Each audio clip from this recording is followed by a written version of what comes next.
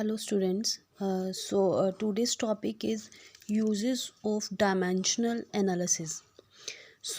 अभी तक हमने डायमेंशन फार्मूलाज के बारे में पढ़ लिया है कि वो किस तरह से ड्राइव होते हैं और होप कि आप सभी को समझ भी आया होगा और जितना मैक्सिमम कोशिश आप कर सकते हो आप करो डायमेंशन फार्मूला को लर्न करने की, सॉल्व करने की, क्योंकि अभी ये सारी जितनी भी टाइप्स आपको दिख रही हैं ये सारी डायमेंशनल फार्मूला से रिलेटेड न्यूमेरिकल्स हैं।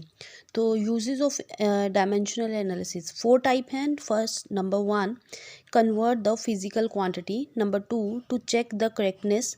Number 3, to obtain the relationship. So to check the correctness, to obtain the relationship, to find dimensions of constant in a physical relation। तो फिलहाल अभी आपको इन चीज़ों की समझ नहीं लगेगी कि क्या चीज़ है। सो हम स्टार्ट करेंगे with the first type, that is convert the physical quantity. In short मैं आपको बता देती हूँ इसमें क्या करना है। हमें एक क्वांटिटी से दूसरी क्वांटिटी में टर्म, मतलब जैसे एमकेएस सिस्टम है उसको किसी और सिस्टम में कन्वर्ट करना है, सीजीएस में करना है, जहाँ सीजीएस है तो एमकेएस में कन्वर्ट करना है। मैंने ऑलरेडी आपको समझा रखा है एमकेएस और सीजीएस सिस्टम क्या है। फर्स्ट टाइप को स्टार्ट करने से पहले हमें कुछ चीज़ों की नॉलेज होनी चाहिए। जैसे मैंने आपको बताया था यूनिट सिस्टम में कि आपके पास एसआई यूनिट होती है। तो एसआई यूनिट जो है स्पेशल हम बात करेंगे 2 टर्म के बारे में। नंबर 1 इज़ फोर्स, और फोर्स का जो फॉर्मूला है वो मास इनटू एक्सेलरेशन का है।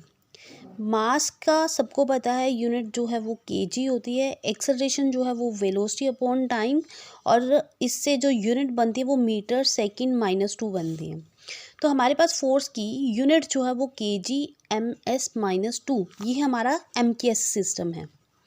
ठीक है, अगर मैं इसको सीजीएस में बात करूं तो केजी का ग्राम बन जाएगा, मीटर का सेंटीमीटर बन जाएगा और सेकंड का -2 बन जाएगा।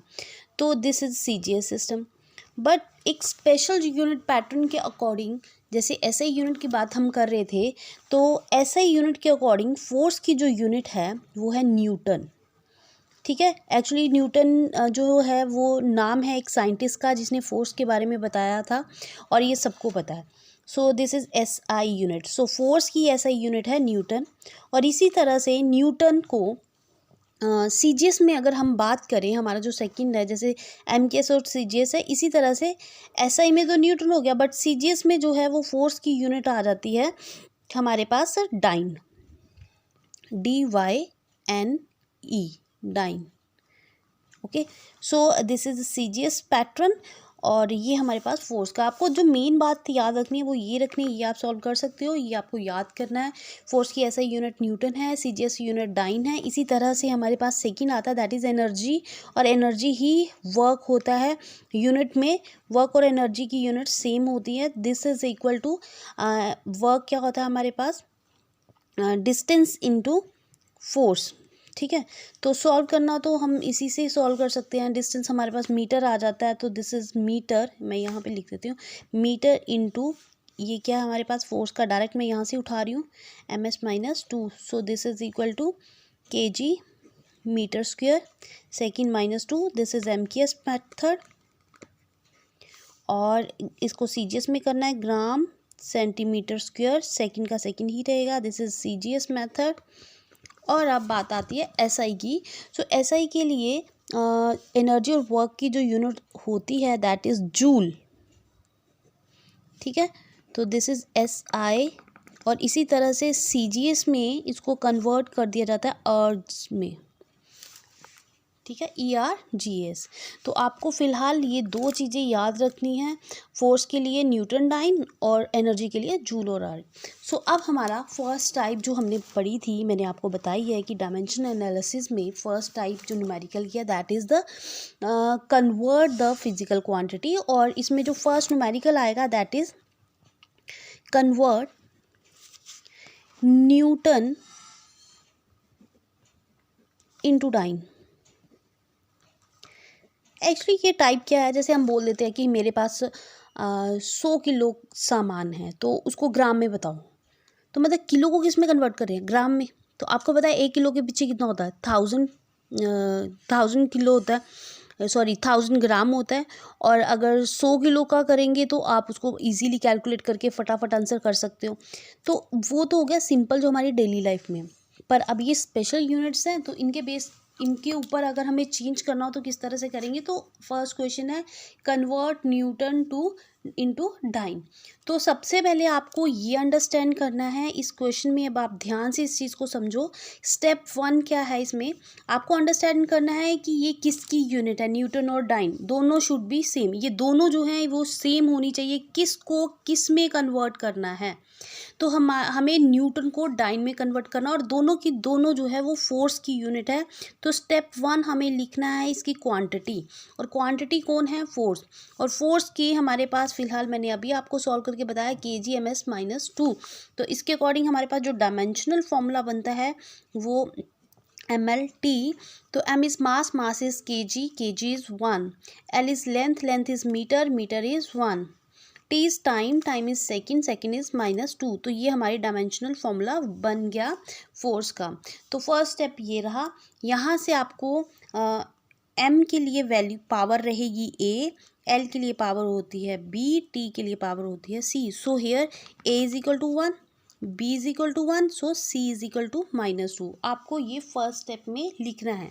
Now the second step second में आप क्या करोगे, आपने इसको पार्टीशन कर देनी है और लिखना है सिस्टम 1 इंटू सिस्टम 2। मतलब आप कौन से सिस्टम से किस सिस्टम में जा रहे हो। सो हम सिस्टम 1 में किसको कंसीडर करेंगे, न्यूटन को। सिस्टम 2 को किस में कंसीडर करें, डाइन में। तो सिस्टम 1 में हमारे पास आ जाएगा न्यूटन, और न्यूटन कौन सा सिस्टम है, एसआई। सिस्टम 2 में हम किसको रख रहे हैं, डाइन में। मतलब हमें 1 को 2 में कन्वर्ट करना है, न्यूटन को डाइन में कन्वर्ट करना है। जिसमें कन्वर्ट करना है, जिसमें आंसर लाना है वो सिस्टम 2 होता है, और जिसको कन्वर्ट करना है वो सिस्टम 1 है। और 1 सिस्टम है वो एसआई है। यहाँ पे मैं लिख दूंगी ब्रैकेट में कि this system 1 is SI and system 2 is CGS। तो मैंने दोनों सिस्टम को लिख दिया। अब हमारा लिखने का तरीका क्या रहेगा, यहाँ पे आप लिखोगे M1 L1 T1, M2 L2 T2। यहाँ पे N1 N2 भी होता है। मैं अभी बताती हूँ ये क्या है। M1 जो है वो मास है किसके लिए, SI, मतलब सिस्टम 1 के लिए SI सिस्टम है। SI सिस्टम जो है वो किस में कन्वर्ट होता है, MKS, मतलब कहाँ से कन्वर्ट नहीं होता, सॉरी। SI सिस्टम जो है वो MKS से ही रिजेंबल करता है, तो SI को हम ऑलमोस्ट MKS ही कंसीडर करते हैं। तो SI सिस्टम में MKS मतलब M इज मास, और मास किस में होता है, kg में। SI में लेंथ किस में होती है, मीटर में। टाइम किस में होता है, सेकंड में। N1 है मतलब न्यूटन के आगे क्या लगा है, क्वांटिटी, कुछ भी नहीं लगी है। जब कुछ भी नहीं होता दैट मीन्स 1। कई बार क्वेश्चन आता है 10 न्यूटन, तो 10 हो जाएगी value, N1 is quantity. So system 2 में अब बात करेंगे M2 L2 T2 and N2। देखो अब बात आ रही है M2, ये कौन सा सिस्टम है, CGS में मास किस में होता है, ग्राम में।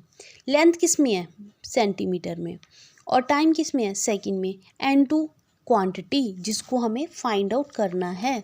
तो ये तो हमें भी फाइंड आउट करना है। ये हो गया हमारा स्टेप 2। Now the step 3। अब हम बात करेंगे स्टेप 3 के बारे में। स्टेप 3 क्या होता है, यहाँ पे हमारा एक फॉर्मूला यूज़ होता है जो मैंने अभी तक नहीं बताया, क्योंकि अब बताऊँगी वो चीज़ में। हमारे पास कन्वर्जन के लिए फॉर्मूला होगा N1U1 that is equal to N2U2। N1 तो होगी हमारी क्वांटिटी। अब U1 क्या है, U1 is the unit system of the first system, मतलब फर्स्ट सिस्टम की यूनिट। N2 फिर अगेन जो हमें फाइंड आउट करना होता है। U2 अगेन यूनिट सिस्टम है, ये किसका, सेकंड का। तो N1 यहाँ पे अब हम वैल्यू लिखेंगे, यूनिट कैसे लिखेंगे, अब उसको लिखने का भी तरीका होता है। N1 U1 का मतलब है यहाँ पे M1 L1 T1 power A power B power C, ये इसको याद रखना। N2 ये हमें नहीं पता तो हमने यहाँ लिख देना है। U2 क्या होगा, M2 L2 T2 again power A power B power C। इस चीज़ को मैं यहाँ पे स्टार कर रही हूँ। आपको हर क्वेश्चन में स्टार्टिंग कैसे करनी है उसके बाद आपको वैल्यूज़ पुट करनी है। सो यहाँ पे हम करेंगे N2 that is equal to, मैंने क्या किया यहाँ पे, ये देखो N2 को इधर रहने दिया, इस पूरे सिस्टम को उठाया, इसे डिवाइड कर दिया, मतलब यूनिट 1 को यूनिट 2 से डिवाइड कर दिया। तो N2 यहाँ पे रहेगा, N1 ये एज इट इज़ रहने वाला है, और यहाँ पे हमारे पास था M1। अब मैं सेपरेट कर रही हूँ क्योंकि मास ने मास से डिवाइड होना है, टाइम ने टाइम से डिवाइड होना है, ठीक है। तो इसको M1 से M2 डिवाइड होगा, और दोनों की पावर कॉमन थी तो मैंने कॉमन बाहर लिख दी। L1 से L2 डिवाइड होगा और पावर कॉमन थी तो बाहर लिख दी। T1 से T2 डिवाइड होगा तो पावर बाहर आ गई। ओके, सो अब N1 की वैल्यू हमारे पास क्या है, N1 की वैल्यू है 1, तो यहाँ पे मैंने 1 लिख दिया। अब ये वैसे भी हमें याद है M1 ये हमारा फर्स्ट सिस्टम की यूनिट है। तो फर्स्ट सिस्टम में मास क्या था, kg, सेकंड सिस्टम में मास क्या है, ग्राम, दोनों की पावर है a, और a की वैल्यू हमारे पास क्या है यहाँ पे 1 kg, और M2 क्या था, ग्राम। इसी तरह से हमें ये पुट करते जाना है। ये 1 आ गया। L2 फर्स्ट सिस्टम में था SI तो मीटर आ जाएगा, सेकंड सिस्टम CGS था तो सेंटीमीटर आ जाएगा। पावर कॉमन B, और B की वैल्यू कितनी है 1, ठीक है। टाइम दोनों में सेकंड होता है तो हमें इसको चेंज करने की जरूरत नहीं है, बट पावर कितनी है C की -2, तो यहाँ पे मैंने -2 राइट डाउन कर दिया। ओके, अब थोड़ा सा इसको कन्वर्ट करना है, और ये आप सबको पता है कि यहाँ पे मैं लिख रही हूँ 1 किलोग्राम में कितने ग्राम्स होते हैं, 1000 ग्राम। तो मैंने इसको यूनिट अपर और लोअर यूनिट सेम बनाने के लिए मैंने इस तरह से लिख दिया। 1 मीटर में कितने सेंटीमीटर होते हैं, 100 सेंटीमीटर। अपर और लोअर यूनिट सेम हो गई और पावर होगी 1, ये तो ऑलरेडी सेम है, इसको कुछ करने की ज़रूरत ही नहीं है। पावर होगी -2। ग्राम से ग्राम कट गया, यूनिट से यूनिट कट गई, यूनिट से यूनिट कट गई। अब क्या रहा 1, यहाँ 1000 की पावर कितनी है, 1000 पावर 1, तो मैं पहले लिख देती हूँ उसके बाद, क्योंकि बहुत सारे क्वेश्चन आएंगे फिर आपकी कन्फ्यूज़न क्रिएट हो जाती है यहाँ पे। तो पावर 1, यहाँ पे 1 ही बचा क्योंकि कट गया ऊपर नीचे, तो 1 की power -2। So here 1 multiply by 1000 की पावर 1 दैट मीन्स 1000, 100 की पावर 1 दैट मीन्स 100, 1 की पावर -2 मीन्स 1। सो आपके पास हो गया 10 power 3 and 2 that is 5। N2 की वैल्यू आपके पास ये रही। तो आप लिख सकते हो 1 newton is equal to 10 power 5 dyne. So finally ये हमारा आंसर है, conversion of one system into the second system, SI unit into CGS। तो न्यूटन फोर्स की जो यूनिट है न्यूटन, उसमें कितने डाइन्स होते हैं, 10 पावर 5 डाइन। जैसे हम पढ़ते हैं 1 kg में 1000 ग्राम, और इसको इस तरह से भी लिख सकते हो 10 पावर 3 ग्राम्स। तो सिमिलरली ये चीज़ है, ठीक है। होप कि आप सबको समझ आया होगा। इसी तरह से बहुत सारी क्वेश्चंस हैं जो आपको सॉल्व करने हैं, और ट्राई करो, अगर नहीं समझ आता तो you can ask me. Thank you.